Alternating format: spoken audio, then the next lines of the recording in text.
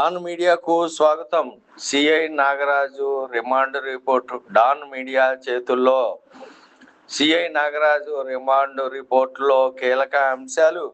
విజయవాడలో police custody మరణం కలకలం. కృష్ణలంక మాజీ సిఐ నాగరాజుపై రిమాండ్ రిపోర్టులో సంచలన నిజాలు. విజయవాడ కృష్ణలంక పోలీస్ స్టేషన్లో జరిగిన ఒక యువకుడి అనుమానాస్పద మృతి మరియు శవాన్ని మాయం చేసిన ఉదంతం తెలుగు రాష్ట్రాల్లో తీవ్ర సంచలనం సృష్టిస్తోంది. ఈ కేసులో ప్రధాన నిందితుడిగా ఉన్న కృష్ణలంక పోలీస్ స్టేషన్ మాజీ ఇన్స్పెక్టర్ సుడా సురేష్ వీర వెంకట నాగరాజు 53ను ప్రత్యేక దర్యాప్తు బృందం సిట్టు అరెస్ట్ చేసి కోర్టులో హాజరుపరిచింది. ఈ సందర్భంగా దాఖలు చేసిన రిపోర్టులో దిగ్భ్రాంతికరమైన విషయాలు వెలుగులోకి వచ్చాయి.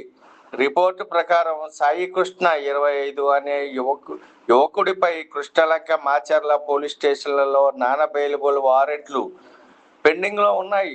2026 మే మొదటి వారంలో మార్కాపురం వద్ద సాయి కృష్ణను పోలీసులు అదుపులోకి తీసుకుని కృష్ణలంక పోలీస్ స్టేషన్కు తరలించారు. మే 6వ తేదీ తెల్లవారుజామున సిఐ నాగరాజు సాయి కృష్ణను తన కస్టడీలోకి తీసుకున్నారు.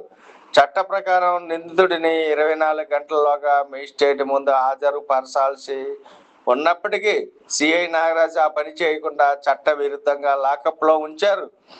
సాయి కృష్ణను పోలీసులు పట్టుకున్నారని తెలిసి అతని తల్లి మే మొదటి వారంలో కృష్ణలంక పోలీస్ స్టేషన్కు వెళ్లారు. అక్కడ తన కుమారుడిని తీవ్రమైన గాయాలతో లాకప్లో ఉంచడం ఆమె కళ్ళారా చూచారు. స్టేషన్ లోపల నుంచి సాయికృష్ణ కేకలు ఆమెకు వినిపించాయి. తన కొడుకును విడిచిపెట్టాలని సిఐ నాగరాజును వేడుకోగా ఆయన ఆమెను తీవ్ర పదజాలంతో దూషించడమే కాకుండా తీవ్ర పరిణామాలు ఉంటాయని బెదిరించినట్లు రిపోర్టులో పేర్కొన్నారు. స్పృహ లేని స్థితిలో ఉన్న సాయికృష్ణ కాళ్లను తాళ్లతో కట్టి పోలీస్ స్టేషన్లోనే సిఐ క్రూరంగా హింసించినట్లు దర్యాప్తులో తేలింది.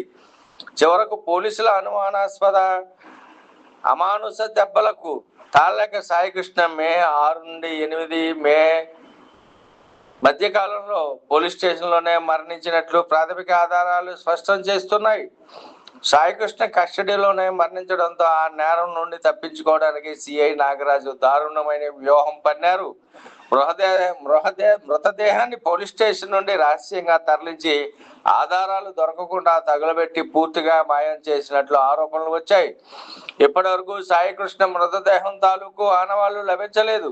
అంతేకాకుండా పోలీస్ స్టేషన్లోనే సీసీటీవీ ఫుటేజీలను సైతం నిందితుడు ధ్వంసం చేశారు. మే 1 నుండి జూన్ 1 వరకు ఉన్న సీసీటీవీ రికార్డులను సైంటిఫిక్ అసిస్టెంట్ పరిశీలించగా అందులో ఎలాంటి డేటా లేకుండా పూర్తిగా డిలీట్ చేసినట్లు గుర్తించారు.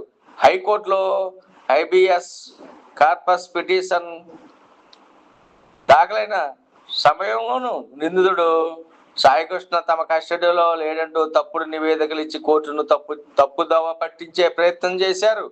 ఈ దారుణంపై మొదటి తల్లి ఇచ్చిన ఫిర్యాదు మేరకు జూన్ 19న విజయవాడ మహిళా పోలీస్ స్టేషన్లో సిఐ నాగరాజుపై ఐపీసీ బిఎన్ఎస్ చట్టాల కింద అక్రమ నిర్బంధం, హత్యా సాక్ష్యాల ధ్వంసం under section 127 cause 4, 127 cause 6, 103 cause 1, 238 BNS కింద కేసు నమోదైంది.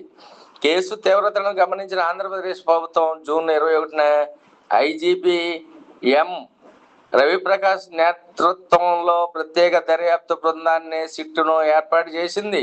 Bapatla additional SP L Sudhakar ఈ కేసు దర్యాప్తు అధికారిగా బాధ్యతలు స్వీకరించి నిందితుడైన మాజీ సిఐ నాగరాజును అరెస్టు చేశారు.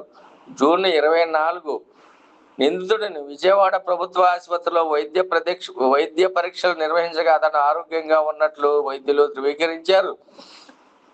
ఈ కేసు అత్యంత తీవ్రమైనదని, పోలీసు కస్టడీ, హింస, హత్య మరియు శవాన్ని మాయం చేయడంతో ముడిపడి ఉందని సిట్ అధికారులు కోర్టుకు తెలిపారు.